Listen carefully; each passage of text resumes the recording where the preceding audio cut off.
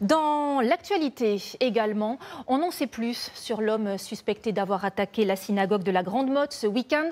En plus de l'incendie qu'il a provoqué, il avait une hachette pour s'en prendre peut-être aux fidèles. 2 policiers témoignent aujourd'hui. Les conséquences auraient pu être bien plus dramatiques. Les tout derniers éléments avec Léa Merlier, Emma Alonso et Aurélie Herel. Nous sommes retournés sur les lieux avec lui ce matin.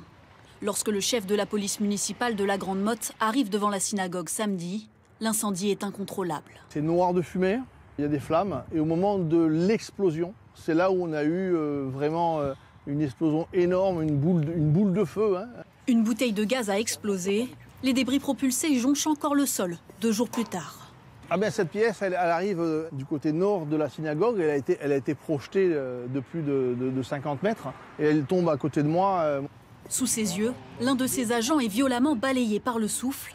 Un policier encore en état de choc.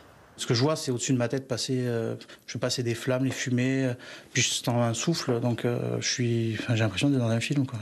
J'ai les pieds qui décollent du sol, j'ai été projeté, pourtant je suis pas léger, donc ça fait une drôle de sensation. Donc je réalise pas, en fait, je me retrouve par terre, donc j'ai des difficultés à respirer, je sens que j'ai mal aux côtes. Il s'en tire avec des lésions.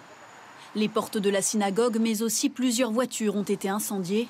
Ce matin, les habitants découvrent les dégâts pour la première fois. Hormis la carrosserie, il ne reste plus rien, tout a fondu.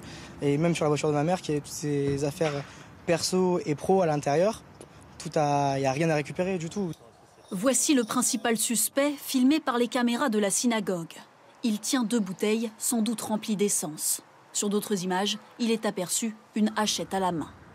C'est dans cet immeuble de Nîmes que le suspect a été arrêté après 15 heures de cavale.